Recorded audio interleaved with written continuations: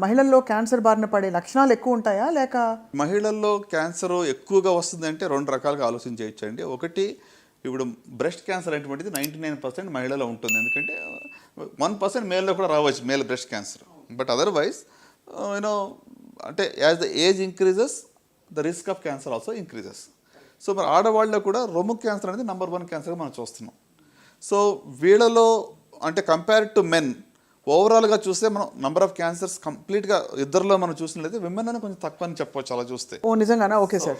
But in women కొన్ని cancers అసలు preventable. ఇప్పుడు రొమ్ము క్యాన్సర్ కానివ్వండి, లేక సర్వైకల్ క్యాన్సర్ గురించి మనం ఇందాక మాట్లాడుకున్నాం కదా. ఈ రెండు మోస్ట్ కామన్, నెంబర్ 1 నెంబర్ 2 ఆడవాళ్ళ ఉండేటువంటివి బ్రెస్ట్ అండ్ సర్వైకల్ క్యాన్సర్. మరి ఈ రెండింటిని అర్లీగా అయినా కనుక్కోవచ్చు, రాకుండా చూసుకోవచ్చు చాలా వరకు.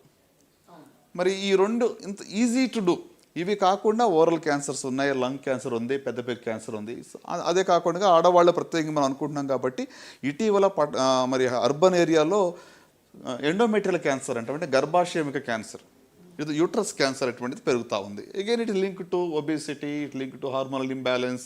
సో అంటే మన రూట్ కాజ్ మళ్ళీ మనం ఫుడ్ లేకపోతే మన లైఫ్ స్టైల్కి వచ్చేస్తున్నాం. అదే అదే అదే అర్థమైంది. సో కనుక ఇక యూట్రస్ క్యాన్సర్ అనేది సంఖ్య పెరుగుతుంది, ఓవరియన్ క్యాన్సర్ పెరుగుతూ ఉంది, అట్లనే మరి బ్రెస్ట్ అండ్ సర్వికల్ క్యాన్సర్ అన్నీ కూడా ప్రివెంటబుల్ అంటున్నారు చాలా వరకు.